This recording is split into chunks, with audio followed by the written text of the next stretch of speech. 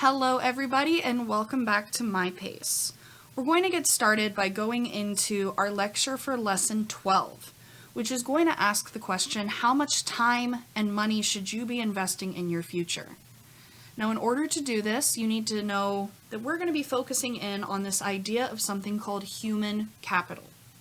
Now that's probably not a term that you guys have heard before. That's totally fine. In layman's terms, human capital is what your skills, education, and experience is worth to an employer. How much money are you going to be making with what you bring to the table? And we're going to move forward and we're going to talk about that. Now bear with us, this is the longest lesson of myPACE, and it's probably the most complicated, but it's not as hard as it looks. So keep a level head, take some good notes, and reach out to your myPACE coach if you do get confused. And we're going to hop in and get started. So, if you have seen the show Shark Tank, this is a great example of what this idea of human capital would look like, and this would help us delve into investments. For those of you who have not seen Shark Tank, essentially, it is people who have some type of product or business idea, and they go and present their idea to four quote-unquote sharks, who are investors. And if a shark thinks that the product, service, business is a good idea, they will invest. And a lot of people go, oh yeah, cool, $60,000 so that they can start their product. That's awesome. But if you are investing in something, would you want to just throw money at them and go, yeah, figure it out? No, that's a waste of your money. And you don't know if they are doing what they're supposed to be doing. So sharks also invest their time. They know what it takes in order to have a great product succeed. So they're not just saying, oh yeah, here's $60,000, figure it out. It's here's $60,000 and let me show you what you need to do to succeed. So with that investment of time and money, this is going to yield a return or profit down the road. So this is how much money you would make or lose through that investment. And we call this a return on investment. So basically this is a calculation of how much money you make or lose from an investment. And we use a very simple calculation in order to make sure that we're able to track that. We take the amount of money that you made, and the amount of money that you invested is what we're going to subtract from that. And that's how we get our return on investment. So let's dive in and get a little bit more knowledge about the concept of return on investments. So let's say that I asked you for $10 today, but I agreed next week that I would pay you back $15. Would you do it? And just for the sake of argument, you know I'm good for it. You know I'm going to follow through with the money that I'm asking to borrow and pay back. This is just strictly, would you do this? If you said yes, that's a smart investment because you are making a profit. So the return on investment for this situation is $5 or 50%. Which means you are making a profit of 50% more than what you originally invested. So just so you can see the math of this, we made $15, but we invested $10, and that's how we get our return on investment of $5. Now, we take that $5 and we divide it by the amount that we originally invested, and you get 0.5. And when you convert that to a percentage, it is 50%. That's how we get that 50% return on investment.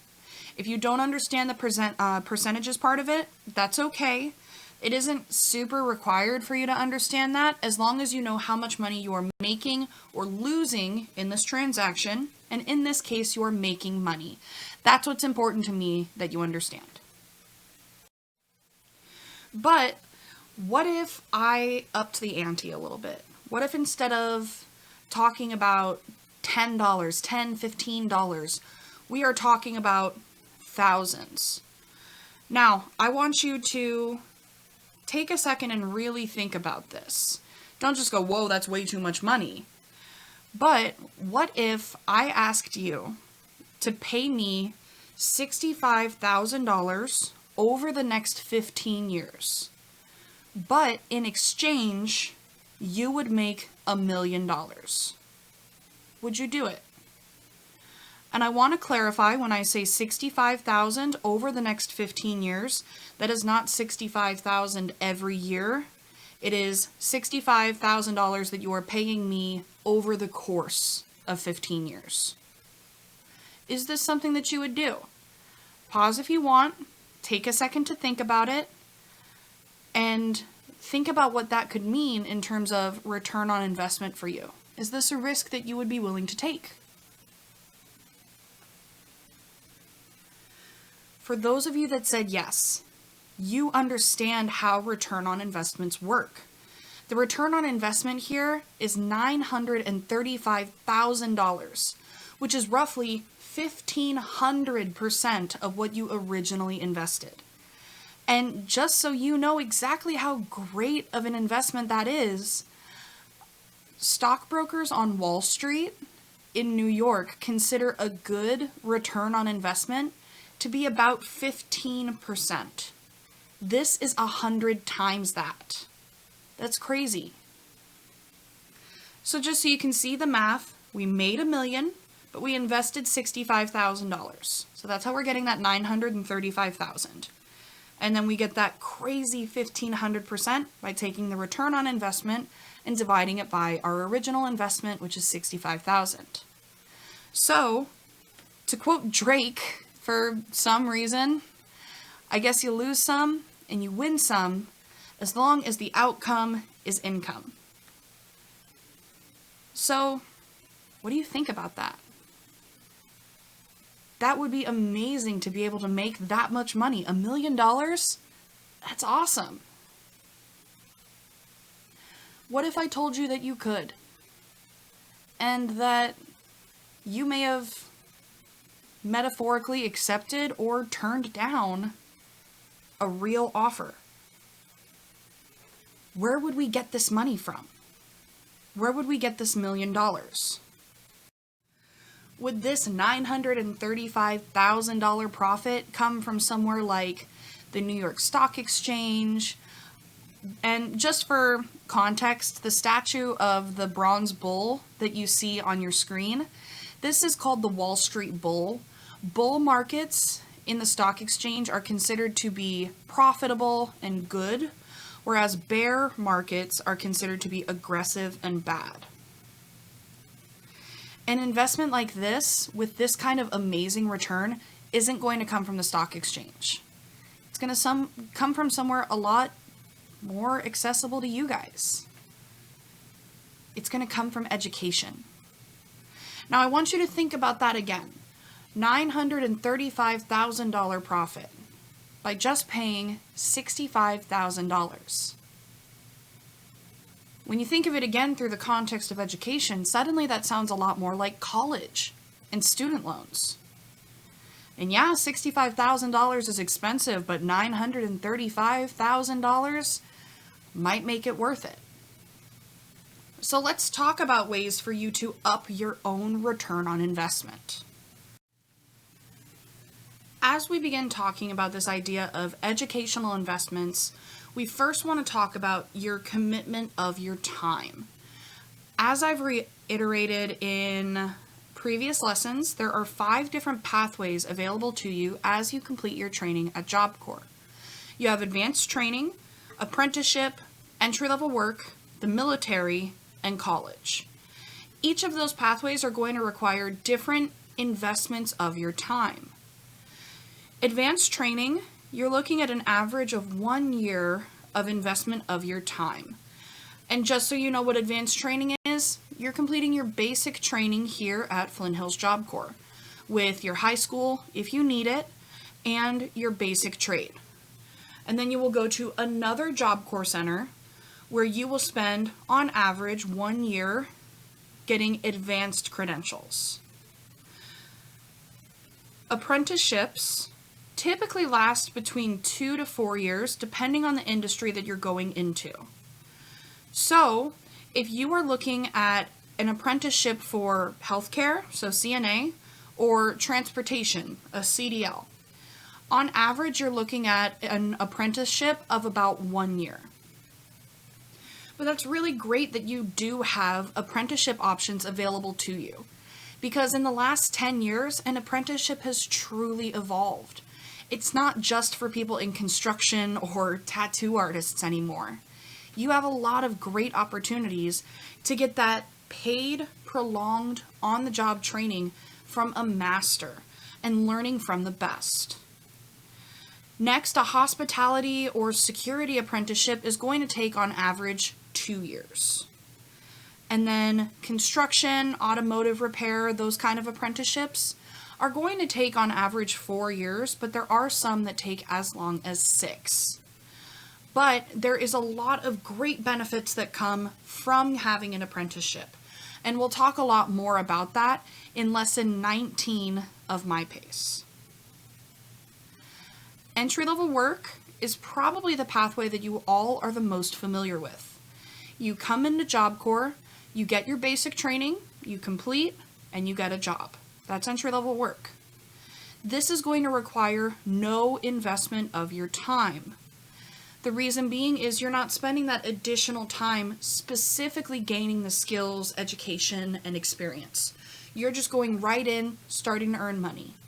And this is a really great pathway if this is something that would help you get to your career. And we'll talk about the advantages and disadvantages of having entry-level work be your pathway in lesson 21's lecture. Moving down to the bottom of this table for a moment, we have the armed services. So the military has 5 different branches, each with their own unique mission that fits into the puzzle of maintaining the United States' safety and security. In terms of your guaranteed investment of time, if the military is something that you're looking at going into, on the low end, you will see an investment of 3 years, but it can be as high as 6. Depending on what it is that you're getting trained for and what branch of the military you're going into. But we do assume an average of 4 years. The reason that we do this is most first-term military contracts require 4 years of active duty and 2 years of inactive duty. So we count those 4 years of inactive duty, where the military is your full-time job. That is active duty. And so that is going to be your primary investment of time. Next, we're going to move a tiny bit up, and we're going to look at the college, because this is going to be our big focus for this lesson. An associate's degree, on average, is going to take 2 years, because this is your classic 2-year degree. Associate's degrees offer great practical degrees through places like technical colleges and community colleges. So that's going to take 2 years of your time. And if you wanted to, you could stop at associates, call it good. This is a great plan if you want to be a registered nurse or a dental hygienist. You need an associate's degree. But if you want to keep going, or if the job that you want requires more college than that, you can move into the bachelor's. This is your classic 4-year degree. This is what all of our teachers told us that we should look at getting while we were growing up. And that's a great pursuit, but it's not for everybody. If it is something that you're considering, a bachelor's degree on the low end takes 4 years to complete. But especially in the last 10, 15 years, we're starting to see the amount of time that it takes for a person to achieve a bachelor degree increase. And that is partially due to the cost of living increasing in different areas, but it also has different things to do with there's just stuff that comes up that you can't really control. You can't control if you have to take less classes so that you don't feel overwhelmed, or you have to work a little bit more than you expected to in order to make sure that you are able to live comfortably while going through college. Maybe, God forbid, there is something that comes up and you have to take a semester off. What we do is we assume an average of 5 years in order to get the bachelor's degree. So this is going to give you a buffer. If you end up graduating with your bachelor's degree in 4 years, that's awesome, and you are a year ahead of schedule compared to what you calculated. But if it takes 6 years, that's okay. There's nothing wrong with that, and it's incredibly common. But then you're only 1 year behind schedule, rather than planning for 4, and now you're 2 years behind and you're panicking. So we think that 5 years is a really good, happy medium for students to take into account. Finally, we have the advanced degree. So this table specifically does talk about like a master's degree. So a master's degree on its own takes roughly 2 to 3 years to complete, depending on the industry. But we can't just say that, oh, it's an investment of 2 to 3 years. In order for you to begin to attain a master's degree, you have to have a bachelor's degree. So you can get a bachelor's degree without an associate's, but you cannot get an advanced degree without a bachelor's. So we do have to take in the amount of time that it takes to get a bachelor's degree into account. So if it takes on average 2 years to get a master's, and we are using 5 years as our average for a bachelor's degree, we're looking at a total investment of time of 7 years. The other part of educational investments that we do need to talk about is the investment of money. This is probably the part that everybody's a little nervous at looking at. The good news is, if you are looking at pursuing advanced training, an apprenticeship, entry-level work, or the military as your pathway, this is going to require no investment of money. In fact, for the apprenticeship, entry-level work, and military, you are able to make money. The only downside is with entry-level work specifically, you're not getting those educational skills. You're just kind of already starting to earn money, which isn't a bad thing. Again, there's advantages and disadvantages to this, and we'll get into that. But so this is where we're going to focus a little bit more specifically on the college. And I see now that on my screen as I'm recording this, the animations are a little jacked with like what is being covered and what isn't. So let me unveil these so you can kind of see them. For an associate's degree, we see about $3,400 per year on average in order to pursue an associate's. Now, knowing that this is a 2-year degree, we're going to take that $3,400, multiply it by 2, and we're going to get just shy of $6,900. So that's not bad for an associate's degree.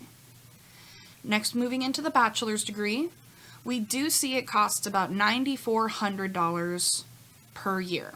That's also not bad because this also does probably take into account like living on dorms. But when we multiply it by 5, which is our assumed average, you get just over $47,000. Lastly, we have the advanced degree. And this is where it starts to look a little scary, but bear with me here. So we see $37,500 per year, and we're going to multiply that by 2 because that's the cost to get the advanced degree.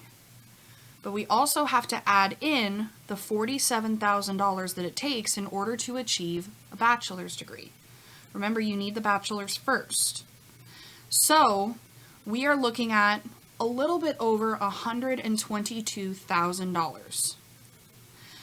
Please keep in mind this number is going to be different depending on the field that you're going into, the school you're going to, and this also doesn't take into account scholarships, any type of grants that you might receive. You do have a lot of options to make this number a lot lower than it looks. But there is something that we are not calculating, at least in this column of this graph, and that is interest. Interest is the way that student loans make their money. When you think about it, if you had $7,000 lying around, would you take out a student loan to go get an associate's degree, or would you just pay for it if you knew you had the money to spend? and you wouldn't be like hurting in terms of your other like quality of life stuff. No, you would pay it outright. So then, okay, what's the point of the student loans? The point of student loans is in order for you to have the luxury of paying back your student loan over time, rather than just paying it outright.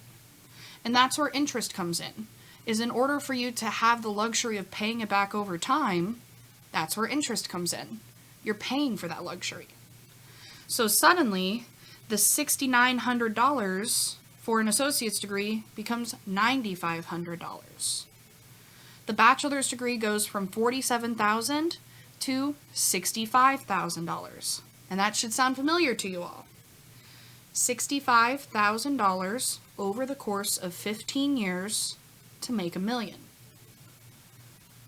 Brought this full circle for you. And then lastly, that advanced degree goes up to just shy of $170,000. So this is a crazy amount of money. This is a lot of money. There's no denying that. But is this going to work out? And a complete side note, because I always just like pointing this out on the screen because normally people go, oh, that's illegal, you can't burn money. It's true, you cannot. Please do not burn money. But if you do look on the money, you will see a stamp that says for motion picture use only. This is how the Joker can blow up a bank in The Dark Knight and not have Monopoly money raining from the sky. I recognize that this has absolutely nothing to do with myPACE. I just think it's neat as a person, and I like pointing that out in these lectures. So let's actually get back to this idea of myPACE. This is a ton of money. Let's see and do a little bit of calculations and see if this can pay off.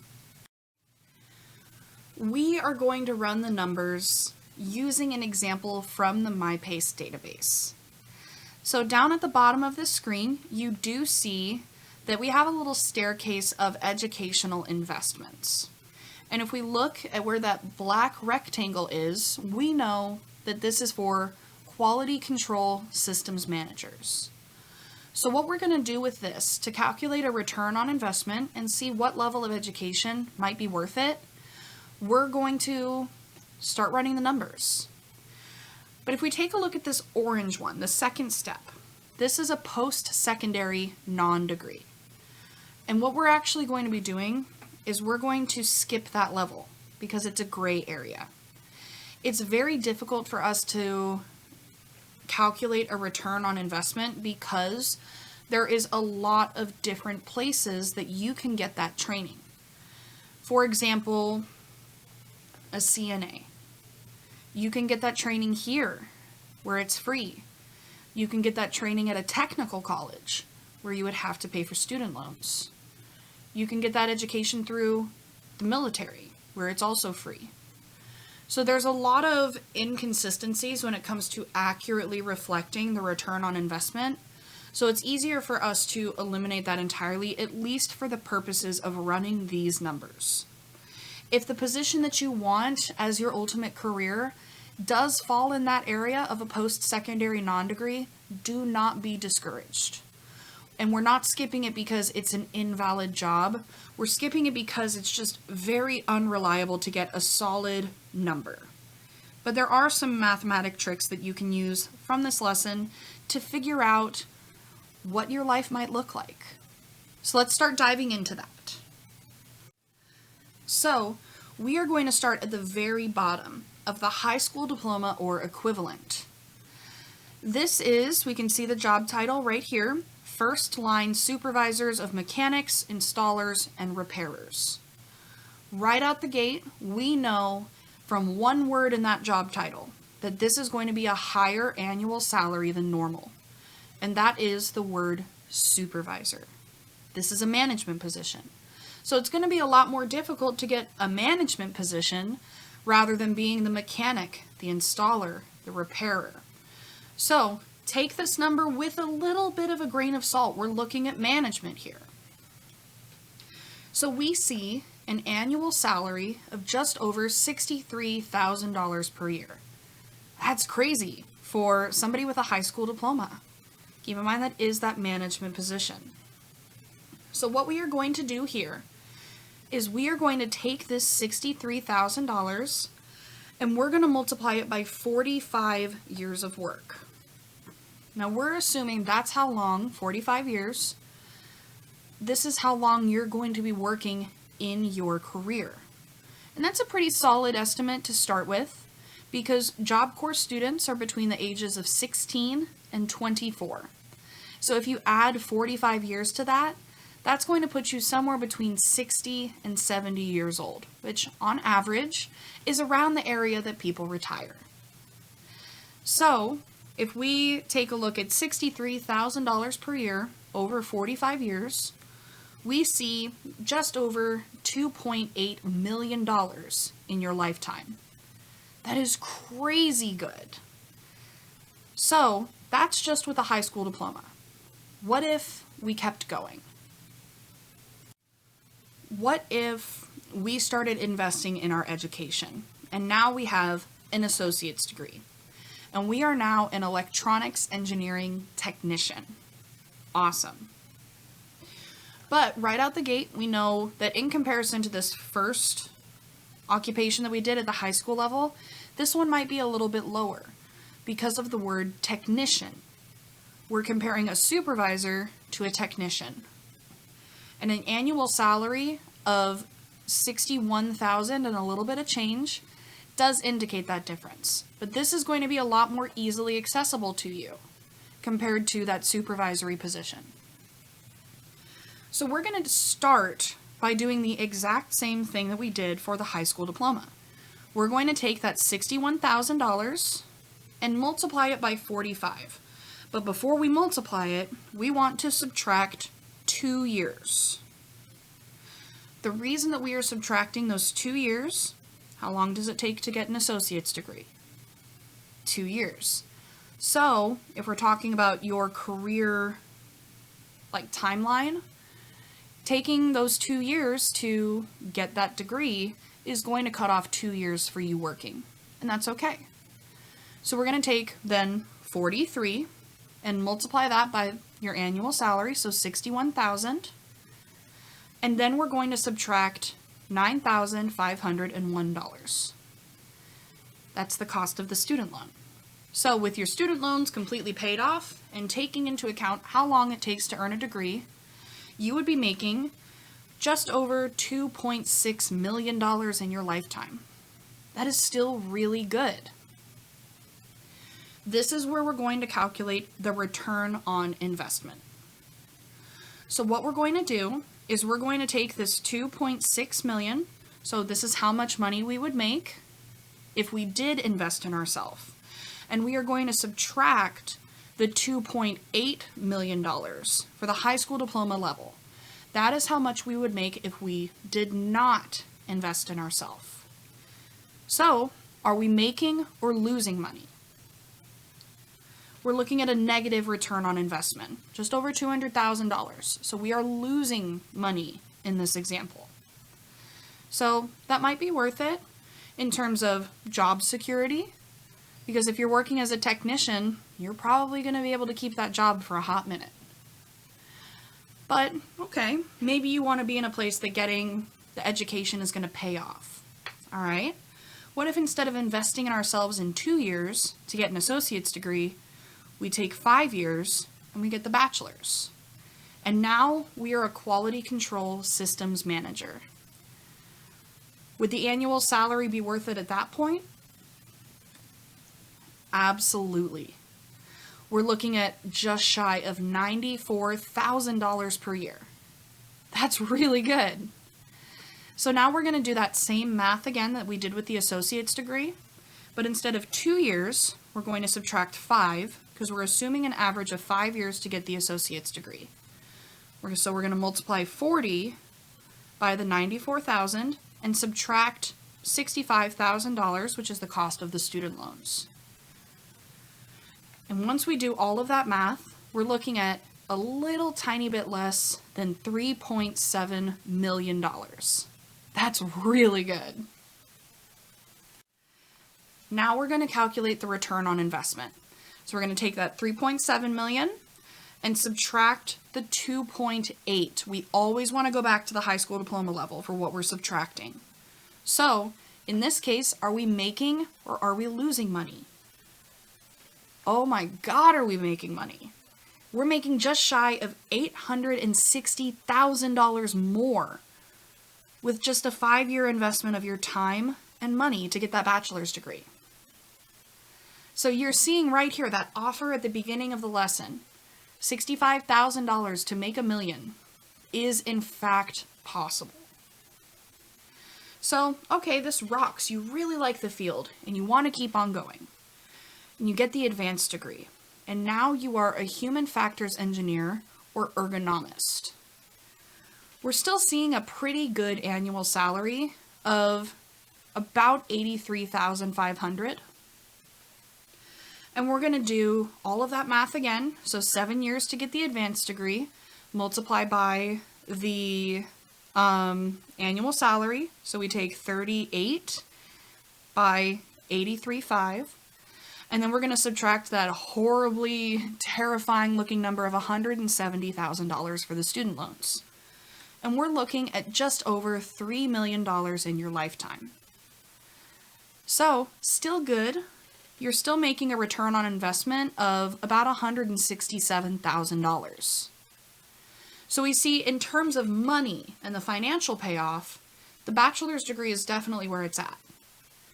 But there is something that isn't considered numerically here, and this is job security. Out of all of these people, just looking at what they bring to the table, which one is the most likely to keep their job for upwards of 40 years? That's going to be the person with the advanced degree, because that's a hard certification to get. And employers are going to want to keep people with those credentials around. So take that into account. All of these numbers only work if you are able to keep a job. So what we're going to do next, I want you to take a moment on this screen. You should have a handout in Lesson 12 that is called Education as an Investment. And you should see a worksheet that does look very similar to this slide. It is 2 pages. What I'm going to have you do, use this as a guide to complete that first page, where it is talking about athletes, coaches, and then post-secondary teachers. Go through, try to run the numbers yourself, and then come back to this video and we will go over those answers together. Now we're going to go over the example on your worksheet. Please make sure that you have actually done this, because I would rather you get confused on the example than get confused as you are going through for your own occupation, which is what you're going to be doing to complete the myPACE lesson on mypace.org. So let's start here. We see that this is for athletes and sports competitors. Just like we did with the Quality Control Systems Manager, we're going to skip this post-secondary non-degree because it is a gray area. But we are also going to be skipping the associate's level. And the reason that we're doing this is, what job title is there at the associate's level? It's a trick question. There isn't one. Not every level of education is going to exist in every field, and that's okay. It just depends on the field that you're going into. So we're going to start at the high school diploma or equivalent, so athletes and sports competitors. We're seeing about 44,700. That's really good. So we're going to multiply that by 45 years. This will be question 1. We see $2,010,600 for the lifetime. So that should be your baseline for question 1. Keep in mind, this might not be an accurate number because athletes probably aren't going to have a 45-year career. Case in point, anybody who is a sports enthusiast, I have had this challenge for over a year and nobody has been able to beat this.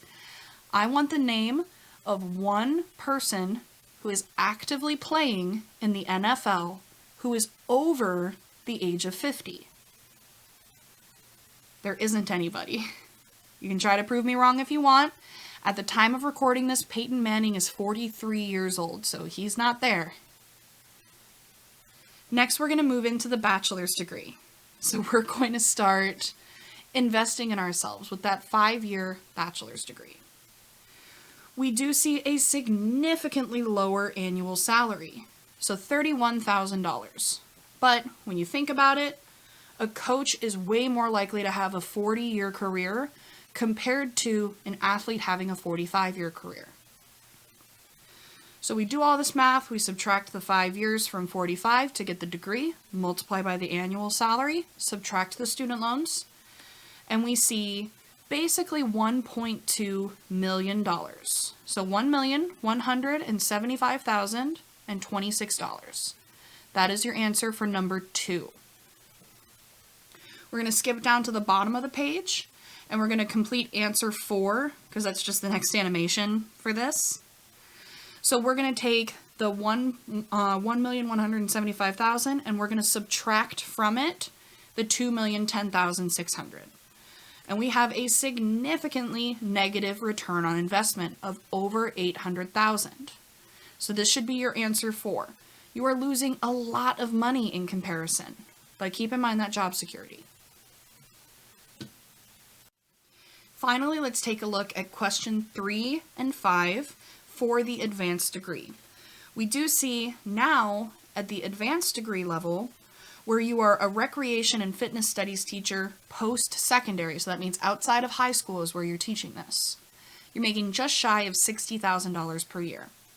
So all this math, we're looking at a lifetime income of $2,084,093.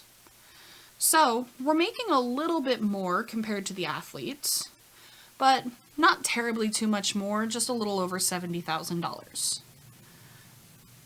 So I hope all of that made sense. And if you did get a question wrong, make sure you are reviewing the math here. Use your neuroplasticity. Learn from your mistakes. Correct why you got it wrong. Learn from this rather than not trying it at all. The other thing that I have casually been mentioning through all of this crazy math is job security and being able to keep a job. All of those numbers only mean something if you are working at that job in order to earn money. So the chart here shows that the more education that you get, obviously the more money you're going to make on average, but also the less likely you are to be unemployed. We see that people with less than a high school diploma have an unemployment rate of 6.5%. What that means is for every 100 people who are able to work and do not have a high school diploma, 6 to 7 of them do not have jobs. And if we compare that to the unemployment rate of 3.6% that we had in 2017, that's kind of crazy. It's more than double. Just getting a high school diploma is going to cut your chances of being unemployed by 2%. It goes down from 6.5 to 4.6. This is why we always make sure that if you are coming into Job Corps, you want to get your high school. But we also want you to get a trade. And it's not pictured in this chart, but it will be in a later lecture. Having a trade severely cuts your chances of being unemployed, because everybody's always looking for a trade. But for the purposes of this, looking at this chart, an associate's degree shaves off another 1.2% and puts you below the national unemployment rate. We want to set you guys up for as much success as possible. So because of that, think about how much you want to invest in yourself. Money is great, but you also want to keep that job over time too. So let's return to this example that I gave you at the start of the lesson. $65,000 over 15 years to make $1 million. Let's say that, wow, Miss C, you are really good at your job and this is a sound investment.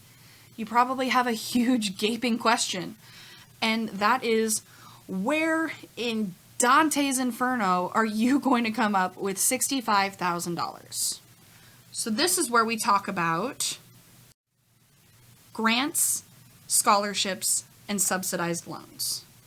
So there are a lot of great opportunities for Job Corps students to get money that will pay for education. Because you guys qualified for Job Corps, you're probably not going to be paying sticker price for college. You're going to qualify for some type of scholarship. A great example is if you were to graduate college and you would be the first person in your family to graduate from college, that is called a first generation student, which would make you eligible for a scholarship of up to $20,000. It's just a matter of knowing the right places to look. They throw money at you for your ACT scores if you're over the national average score of 21. You have scholarships for GPA, for going into a certain field. You have a lot of options. And if you don't know how much you would be looking at in student loans, you can use this net price calculator that is run through newsweek.com, I believe. And this will help you calculate how much money you would be looking at paying for college. And we'll get a lot more into this resource when we talk about college in Lesson 18's lecture. Is it really all about the money? Money is great, but it's not everything. Remember what we talked about in Lesson 1.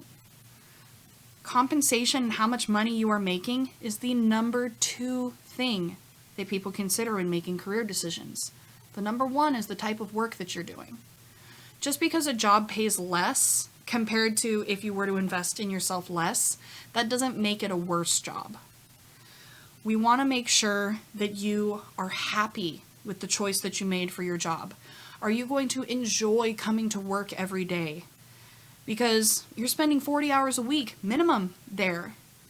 Do you really want to be miserable during that time just because you're making bank? I wouldn't. I want to be happy when I go into work. I want to be excited to do my daily routine. So make sure that you know what you are looking for out of this. Because money is a lot, but you want to make sure that you're happy too. And that's a great advantage of career planning, is you get to take all of this into account way early in the game. And when you think about it, is 2 years really a long time? Is 7? 2 years looks really long when you are looking down the barrel of it before you begin. But when you are on the other side and you look back, you go, that was no time at all. And I speak from experience. So when you think about how long humans have been around, we've been around, I believe, 9.6 million years is when the first traces of Homo sapiens arrived. Don't hold me directly to that. I am not scripted while I'm doing these. I'm going off of memory. 2 years is a blink of an eye for human history. And even if you do live to be 100, 2 years is also the blink of an eye. Take advantage of it while you're young and you are able to go and actively pursue this and reap the benefits of that education as long as you can and as early as you can. It's all a matter of perspective. We don't want you to just think in the perspective of your stomping ground from your hometown, the 10 blocks that you grew up on. We want you to start zooming out. Think about the neighborhood, then think about the town, then the state, then the country. Keep on moving outwards. Because we want you to expand your vision. Looking at things with a big picture perspective is going to let you be aware of all of the opportunities available to you.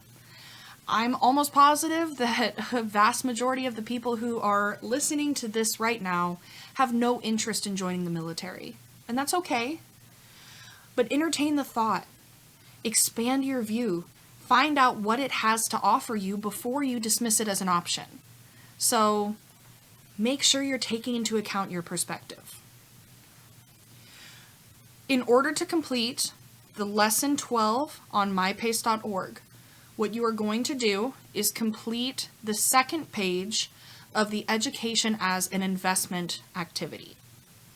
You're going to go on to one of the occupations that you have added to your favorites from lesson 10, And you are going to scroll down to that staircase, and you're going to crunch some numbers and figure out your own return on investment. What I would recommend is, instead of just clicking on each level of the staircase, make sure you are right-clicking and opening it in a new tab, because some of the staircases on different careers can look completely different. So make sure you're always returning back to the same staircase so that you have accuracy. Also make sure that you're putting the information for the job that you're looking at the staircase on in the right place. If you're looking at a registered nurse, make sure you're putting that information in the associate's degree level rather than the high school diploma level. You want this to be an accurate representation of that return on investment. So you need to make sure everything's going in the right place. If you do get confused, first, don't feel concerned, because this is a very common lesson that people get confused about. So if you do get confused, please reach out to your myPACE coach, schedule a Google Hangout with us, or just set up a time for us to have a phone call so that we can walk you through it. It is not uncommon that students get stuck on this lesson, and that's okay, which means that tells you that we know exactly how to help you figure everything out. Have a wonderful rest of your day, and I will see you guys, metaphorically, in the next lesson.